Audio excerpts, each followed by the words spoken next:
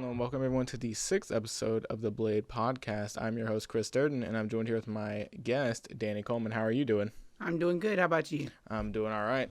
So why don't you tell everyone your testimony? Okay. Mostly all of my life, I've battled a food addiction. Mm-hmm. And back in 2012, I got to pretty much my roughest point. I got to where I weighed over 500 pounds, and I was homebound. I had to have home health aides coming in to, help assist me with different functions. I was also having a lot of depression, also related to my weight condition. I was able to drive and go places periodically, but for the most part, it was real stress to go anywhere. And I elected to have weight loss surgery back in 2012 after a doctor, recommended I consider it. And once I went to see them about the surgery, they told me, that they wanted to know that I was serious about losing the weight. So before they would even consider me a candidate, I had to lose 40 pounds. So I started working with a medical weight loss doctor, and through his help, I lost 100 pounds in pre-op. Mm-hmm. So they told me that, that was the record they had most anybody lose in pre-op. So they knew that I was serious, so they went ahead with the surgery. And I lost an additional 200 pounds after surgery for a total loss of 300 pounds. Wow. And back in, I touched on about having a depression. Mm-hmm. In 2003, I had a nervous breakdown, which, because I was so heavy, I was so limited what I could do, and I had a lot of time to sit around and think about things. So that's when the depression set in and really started giving me a lot of trouble. So when I had my breakdown, I was working tech support at the time for a local company called Coleman here in town. Mm-hmm. And I had worked with them for almost 2 years and was about to be promoted to management when I got sick. And as a result of going through that, I like to tell people I think I found my purpose in life, because I have a heart for mental health now. Seeing what people's been through that goes through mental health challenges, and knowing that that's something that is very misunderstood, I think, in our society a lot. There's a lot of shame surrounding it and stigma surrounding it because people don't know a lot about it. Right. So I started putting on functions every year for mental health awareness, where I raise awareness about mental health. And we have different groups come in. We've had like Sam's Drive-In Band. We've had Kindred Spirit come sing. Mm-hmm. And we have speakers come in and share their testimonies of like what they've lived with mental health challenges and how they've overcame and, recovered, and give people hope that there is life after a mental health diagnosis. Yeah. And that's what kind of led me to where I am today. Now that I've overcome, the severe obesity battle I battled, and I've overcame the mental health battle I was battling, and I say overcame, that's not to say that I never have problems with it, because Right. I think we all have problems from time to time with different things. But I'm able to live a normal life, and I use the term loosely, normal. Yeah. But I'm able to do things that I've wanted to do to help others, that's facing similar challenges. And that's led me to start up a ministry that I'm working on starting called Hope Ministry. Yeah, you mentioned that. And what HOPE stands for is helping others personally experience peace. Mm-hmm. And what I'm going to be doing with that is we're going to start up a meeting once a month at my local church, Jesus Saves, where I attend church here. Mm-hmm. And it's going to be kind of like a support group. We're going to have a different topic each night, each month.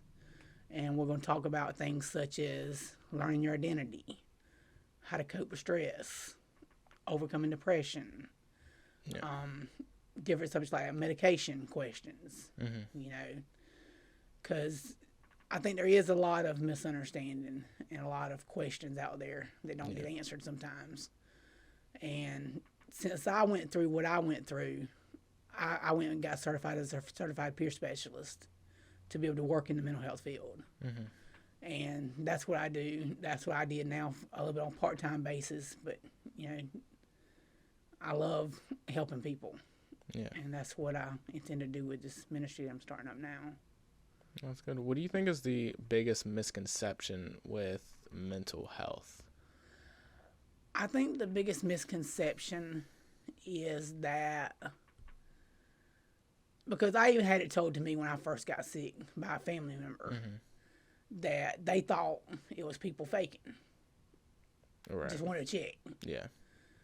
And once you've been through it and seen that it's real, that changes all that because this family member was very close to me.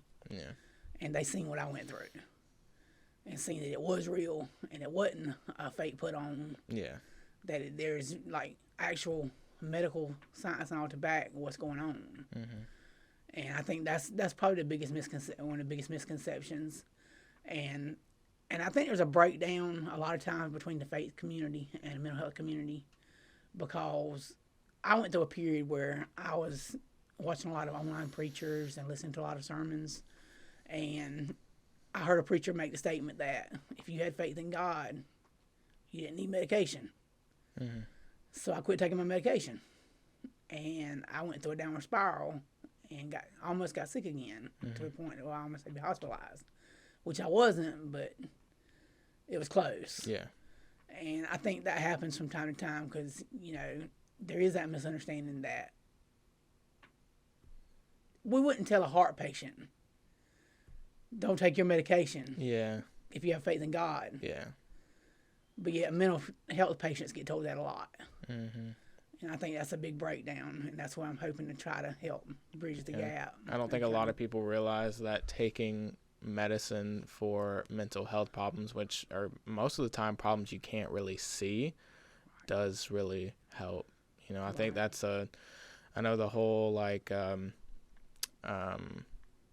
guess being younger, being in school and stuff, and there have been more talks about mental health, not as much as I think there should be, but a little bit more. And a lot of people are like, oh, you're going to go see a therapist or something. It's like, it's not that serious, just toughen up, and it's like it stems deeper than that. A lot of people who are clinically depressed or not even diagnosed and they say they're depressed, I'd say most of the time they really are like depressed, and it's not like they asked for it, they wanted it. It's not like they want to play in the whole act of being depressed. It's just something that happens, and you can't you eventually it might get to a point where you're going to need medication and stuff like that. And I think that's part of the really big misconception with mental health in this generation, I guess. Right. And that's one of the things that, that I've taught when I've taught groups and stuff is that language is a big thing and how we say things. Because like you said, like the comments you made, toughen up, pull through this. We wouldn't tell people with certain other conditions that. Yeah. That's got medical backing. Yeah. You can't really tell a cancer patient to toughen up. That's just absolutely terrible. Right. So why do we think it's all right to tell mental health people that? That's the thing. And I think that's where it's only going to get better through people speaking out and people having awareness events to raise awareness about it and to educate people, and people having the courage, to speak out to local family members, moms, dads, aunts, uncles, grandma, grandpas, whoever, cousins. But the more people get educated on something, I think the less the stigma will be there. And I think it'll always be there to some degree. But the more we educate, the more we got a chance of stamping it out and reducing it. And I think that's the key. Yeah, is education. That's true. Whenever in your past, did you ever go see a therapist? I did, and I do take medication on a daily basis for it. Yeah. I still take medication, and that's something I'm very open when I come in contact with people because I think a lot of times when people see certain actions, they think, well, like you said, you can't see a mental health diagnosis. You can only see symptoms of it, and actions that come from it. But when we tell people, I've been through that, and they see that it's somebody successful or somebody that's doing something good, then they say, well, maybe I was confused. I didn't think that was possible. Yeah. I mean, when you see Robin Williams, for example, I mean, he was depressed, and I think he was clinically depressed, and he ended up committing suicide, but you wouldn't really tell that this man was depressed. I mean, with all the stuff he was doing, and I mean, granted, he was an actor. I mean, he was putting on an act, but even just the common person, whose job is not being an actor, they put on a face as well, because they don't, for many different reasons, they don't want others to feel down because they're down, or they don't want people to feel sorry for them and things like that. So I definitely think that, a person facing mental health issues, they can be happy. They can show signs of just not being sad, but then, when they're alone and you don't see them, that's when it shows, and it's to them specifically. Right. And going back to the language thing earlier, I hear people all the time say, when speaking to someone else that's got a diagnosis, maybe, that person's bipolar, he's bipolar, or she's bipolar, or he's schizophrenic, she's schizophrenic. Yeah. And what I've taught people, and I try to teach and instill, is that when referencing to a diagnosis, that is a person living with this diagnosis. Yeah. That's not a schizophrenic. Yeah. That's not a bipolar. They're not their label. Yeah. They're a person that's battling a challenge. Right. And I think too many times when you get a label put on something, then we become known as that label. Yeah. And that's not the case. Right. Yeah, I know there's this I've seen this guy, he makes videos explaining schizophrenia because he has it. He's a young guy, and he does these drawings of all the faces and doodles and things he sees, and it's mind-boggling to imagine living in some, having voices in your head and seeing things, and you're just like, that's just insane, because it's not something we're used to. Right. And I couldn't imagine living with it, and so I give that guy props to being able to deal with it, and still trying to put on a smile and educate people. I think that's the biggest thing that I'm impressed on, is he's educating people about schizophrenia and stuff like that, because it's like, we all know what it is, or the general idea of it, but we don't know exactly what it is. We don't know exactly what, how anxiety handles with ADHD, ADD, bipolar disorder, split personality disorder, stuff like that. And so I think more awareness and more detailed explanations for those things should be taught generally. I was speaking with a nurse today, and we were talking, and I told her something about the ministry I'm trying to start. Yeah. And she said that her husband often refers to mental health as a non-casserole disease. Okay. Because if you're in a church and you get sick, somebody shows up at your door with a casserole if it's cancer or a sickness. Yeah. But you let somebody have a mental health and nobody talks about it. Right. Nobody shows up. Right. Everybody's like, they don't know how to handle that. Yeah. When I think that's a lot, what brings a lot of strain on people that has mental health challenges also, is that they're kind of isolated. Right. And they're already battling getting out in public anyway, because when you're facing mental health challenges, you face, like you mentioned about the hallucinations. Yeah, you kind of face yourself in a way. You're already facing internal turmoil. Yeah. And then you got outside turmoil on top of that, because people don't understand and don't realize what, sometimes they're doing. And it just creates more problems for the individual that's living with a mental health challenge. Yeah. I think a lot of people, one thing that's really unfortunate is that, people battle with mental health issues, and because the general public's not educated, they don't see the signs, they don't see the symptoms, and then that person struggling, it gets worse and worse, and then they eventually commit suicide, and they're like, oh man, I never would have guessed. And it's just, it sucks. 2 years ago, actually, I had a friend whom I played video games with online. He decided to commit suicide. He had just turned, 18, I think, at the time, 18, 19.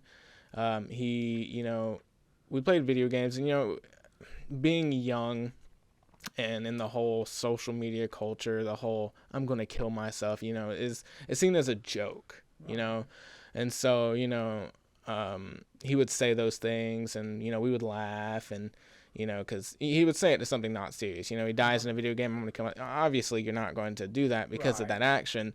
And so it was very lighthearted.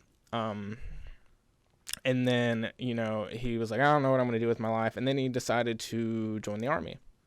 And he was in boot camp. And he had some good memories. And, he gets back. We're all excited to talk to him, play with him again. And then, it seemed to be going well for him. He was in the Army. He had a future ahead of him. He had a decent plan. Right. And then I think not even 4 months later, he sent a message to a group chat with a shotgun and was like, well, this is it. And didn't hear from him for like 2 days. We were freaking out. And then I ended up looking up his first and last name, the city, and then obituary. It came up. And that's how we found out. And so it was really unfortunate because I don't know exactly how he did it, but I could only assume with the weapon that he put in the post, which is terrible. Right. Absolutely. I could not imagine what that would have been like.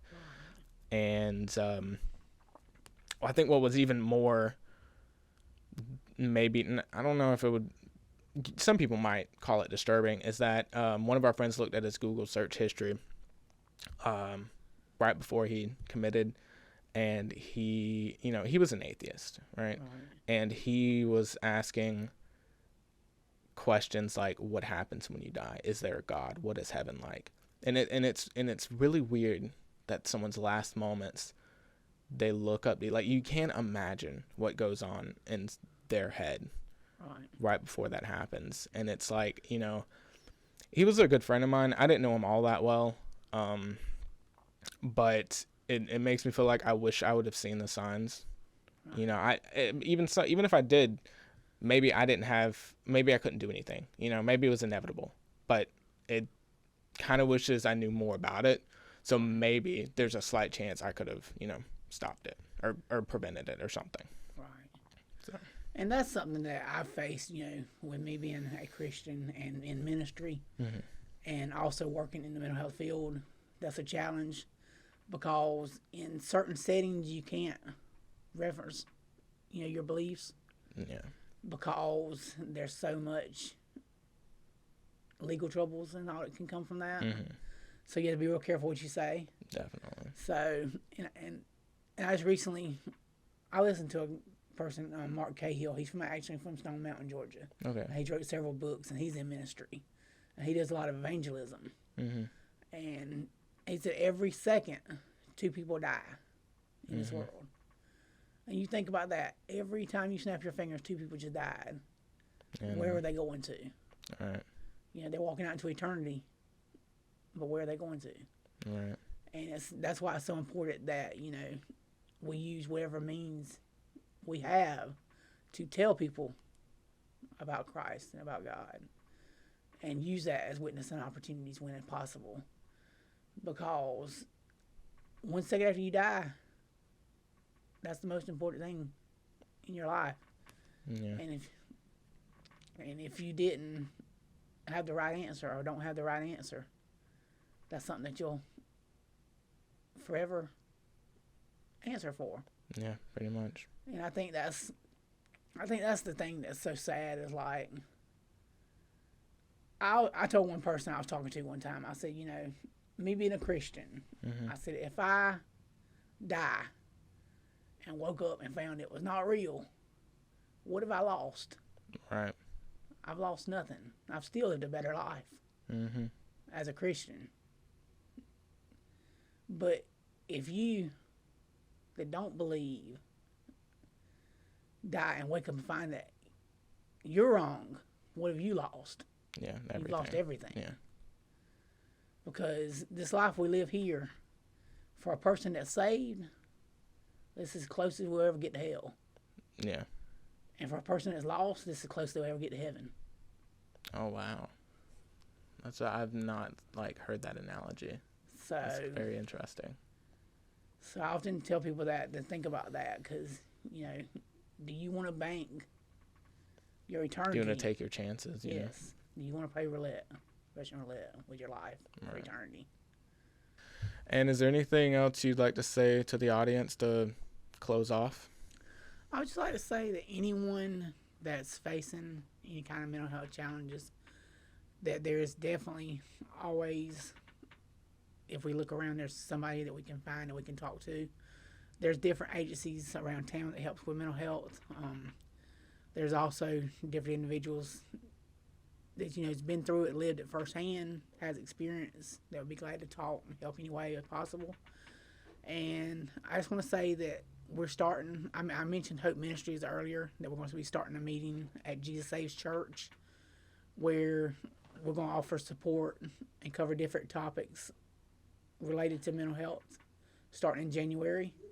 Our first meeting is going to be January 17th. It's a Monday night. It's going to be at 6:30 p.m. And it is open for anyone to come. You don't have to be a member of the church or attend a church there. We are opening it up. If that's something that you would like help with, then we're open to helping any way we can. All right. Thank you so much, Mr. Coleman, for coming out here and sharing your testimony and saying all this wonderful stuff about mental health awareness. Everyone at home, if you are struggling with mental health, just remember you are not alone. Come out on the 17th and see what they have to say, and maybe you can get some help or learn a thing or two about it. As always, have a great day.